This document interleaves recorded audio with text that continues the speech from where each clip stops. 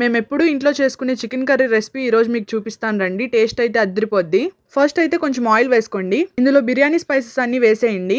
అలానే 3 యాలుక్కాయలు, అలానే కొన్ని ఉల్లిపాయ ముక్కలు, టొమాటో ముక్కలు, అలానే 2 ఎండుమిర్చి కూడా వేసుకోండి.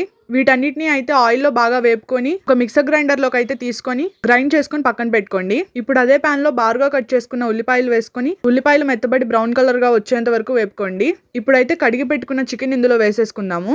ఇందులో కొంచెం పసుపు వేసుకొని మిక్స్ చేసేసుకుందాం. మీకు చికెన్ స్కిన్తో నచ్చుతుందా, స్కిన్లెస్ నచ్చుతుందా కామెంట్ చేయండి. అలానే ఇప్పుడు ఇందులోకి సరిపడా సాల్ట్ కూడా వేసేసుకుందాం. ఇప్పుడు ఇందులో అల్లం ఎల్లిగడ్డ కొబ్బరి 3 గ్రైండ్ చేసుకున్న పేస్ట్ అయితే వేసుకుంటున్నా. పచ్చివాసన పోయి ఆయిల్ పైకి తేలేంత వరకు దీన్ని వేపుకోవాలి. ఇప్పుడు ఇందులో ఫస్ట్ వేపుకున్న టొమాటో ఆనియన్ పేస్ట్ వేసేసుకుందాం. దీన్ని కూడా ఆయిల్ పైకి తేలేంత వరకు మగ్గనివ్వాలి. ఇప్పుడు ముక్క ఉడకడానికి సరిపడేంత వాటర్ పోసుకొని అలానే కొంచెం కారం కూడా వేసుకుందాం. మీ టేస్ట్ ని బట్టి వేసుకోండి. బారుగా కట్ చేసుకున్న పచ్చిమిర్చి కూడా వేసేసుకుంటున్నా.